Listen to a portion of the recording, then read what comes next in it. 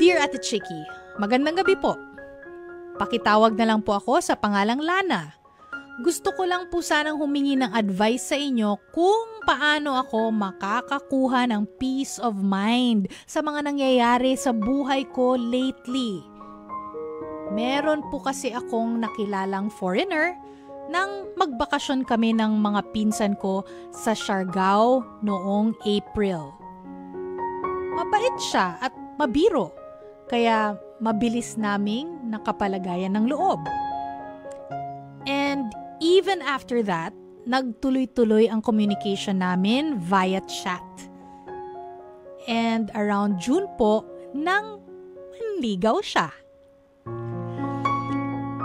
Kailan ko lang po siya sinagot at nakaka-second monthsary pa lang kami. Napamahal na ako sa kanya dahil totoong tao siyang kausap at kasama. Nag-aaral pa siyang mag-Filipino kasi maiwasan daw yung mga petty issues namin dahil lang sa magkaiba naming lengguwahe. At higit sa lahat, lumipad na siya rito sa Manila para magkalapit kami at pwede niya akong mapuntahan palagi. In fact, inaayos namin ang mga documents ko para anytime daw na pwede na kaming lumipad pabalik ng London, maipakilala niya na ako sa family and friends niya. Hindi naman tutol ang parents ko pero gusto nila pag nangyari yun, sigurado na akong siya ang pakakasalan ko. Baka kung ano raw ang mangyari sa akin pag sinama niya ako abroad. Pero Ate Chiki, bothered ako ng mga chismis sa lugar namin. Kahit pati mismo sa mga kamag-anak ko. Iniisip nila na pera lang ang habol ko sa boyfriend ko. Gusto ko lang daw makalabas ng Pilipinas kaya ako pumatol. Dahil naniniwala raw sila na ang ex-boyfriend at childhood sweetheart ko pa ring seaman ang mahal ko. Nagagalit pa sa akin yung parents ng ex-boyfriend ko. Kasi nagsumikap daw ang anak nila para sa future namin tapos makikipaghiwalay lang daw po pala ako. Grabe. Ate Chiki, 1 taon mahigit na po kaming hiwalay. Mutual decision naman yun namin noon. Pero ngayon, imbis na linawin yun ng ex-boyfriend ko, ang gusto niya, magkabalikan kami dahil mahal na mahal pa rin daw po niya ako. Talaga? Mabuti na lang po, naniniwala sa akin sina mommy, daddy at 2 kuya ko. Kahit paano, nababawasan ang stress and anxiety ko. Sana po, ma-advise niyo ako kung paano ko haharapin yung mga pakialamera sa paligid ko. Maraming salamat po at hanggang dito na lang po. Naku Lana, mabuti na lang hindi mo ako tinanong kung okay ka na, dapat go ka na dun sa foreigner boyfriend mo kasi parang hindi pa kayo 1 year ata eh. So parehas tayo ng sagot, hindi ko rin alam kasi only time will tell. Okay? So buti na lang hindi yung hindi yun ang tawag dito, ang tinanong mo sa akin. Pero mga kapatid, eto, bago magbigay ako ng advice, nakinig po ba kayo? Dahil mamaya, papaalala namin, meron tayong palaro, di ba? Mananalo kayo ng 250 pesos, kaya sana nakinig kayo doon sa sulat ni Lana. Anyway, hindi naman, yung concern ni Lana, ay, sabi niya, sana po, ma-advise niyo ako kung paano ko haharapin yung mga pakialamera sa paligid ko. Syempre, art of deadma, di ba? Yun na yun yung sagot doon. Bakit ka may pakialam sa mga sinasabi ng mga taong wala namang ambag sa buhay mo? Why? Para ke? Di ba? O, alam ko, ayaw mo ma-judge. O gusto mong talagang accepted ka dyan sa community mo, sa lugar nyo. Accepted ka ng lahat. Alam ko gusto mo yun siguro. Pero, maiiwasan ba yan? You can't please everyone, di ba? So, para ke? Kung wala namang ambag sa buhay mo, dead man na. Huwag mo nang, ang dapat mong gawin, unahin mo ang sarili mo. Para sa akin ha, unahin mo ang sarili mo. Masaya ka, di ba? Yung ano naman, yung mga pinakita sa'yo ng jowa mo, okay naman, di ba? Sabi mo nga dito, nag-aaral siya mag-Filipino dahil ayaw niya maging sagabal yung magkaiba kasi kayong lingwahe, di ba? So gusto niya, okay yung communication nyo.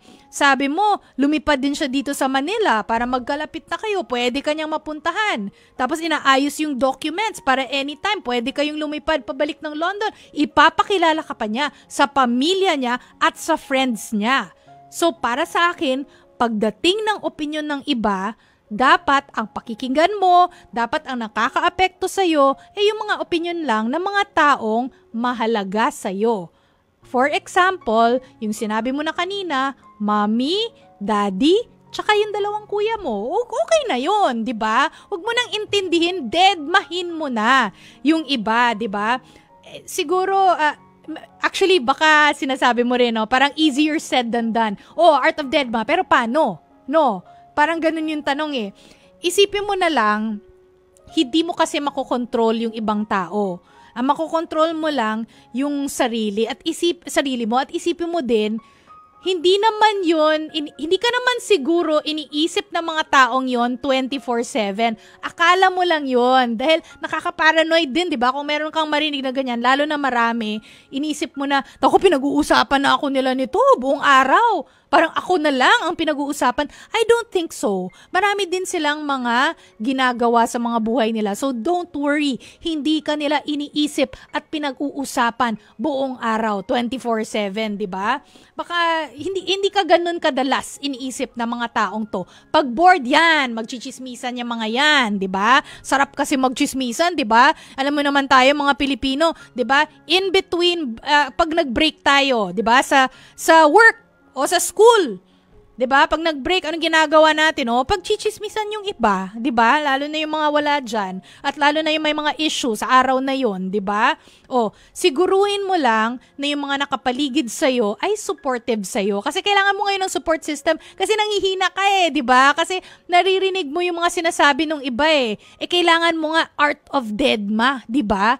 So kailangan may support system ka na malakas. Meron naman dyan si mommy, si daddy at si kuya. I'm sure meron ka ring mga, dalawang kuya pala. I'm sure meron ka ring mga kaibigan na maganda ring support system mo. So, yan yung dapat mga nakapaligid sa'yo. At huwag kang maghanap ng validation sa labas. Accept mo lang yung sarili mo. Alam mo yung nararamdaman mo. Alam mo yung sitwasyon mo. Kasi kung accept mo yung sarili mo, mapapanindigan mo yung mga desisyon mo. 'Di ba? Ganun lang. Hayaan mo sila. Hindi mo sila makokontrol. Hindi mo rin kailangan mag-explain sa ex mo kung ano man yung gusto niya mangyari sa buhay niya. Hayaan mo na siya. Meron ka mga problema. Hayaan mo siya. Meron ka mga sariling iniisip. Hindi mo kailangan mag-explain sa ex mo dahil mutual decision niya nga, 'di ba? Na nag-break kayo. Hindi mo siya kailangan balikan. Hindi mo kailangan i-explain ang sarili mo sa pamilya na lalo't hindi kailangan sa pamilya niya. Hindi mo naman sila karelasyon at never mo sila naging karelasyon. 'Di ba? Ang relationship mo lang naman sa kanila through your ex. Wala na kayo ng ex mo 'di ba? So hindi mo na dapat i-explain yung sarili mo diyan. And lastly, give it a few weeks dahil kung merong bagong pag-usapan, yung mga tao, mga pakialamera, mga chismosa, mga marites sa lugar nyo, yan na yung pag-uusapan nila. Hayaan mo, walang chismis na naglalast forever. Magda-die down yan. Magsasawa rin sila niyan. So, sit pretty ka lang with your support group, tapos, deadma. 'Di ba? Give it a few weeks, wala na yan. Wala na yung chismis na yan. Kasi may bago ng chismis. May bago ng pag-uusapan. Don't worry, Lana. Go, go, go ka lang dyan. And good luck dun sa, sa foreigner mo. Kasi yun nga, kung tinanong mo sana ako kung okay na yan, dapat mong sumama, hindi ko rin alam ang sagot. Kasi hindi pa nga kayo ata 1 year So parehas lang tayo, di ba? O Lana, sana nakatulong kami sa'yo, okay? Sana lang talaga. Para naman may sense naman yung pagdadala ko dito. 2 months pa lang kayo no? So, ang masasabi ko lang sa point na to, mukhang maganda naman yung mga pinakita niya sa'yo. O, di ba? Di go. Good luck. O, yan.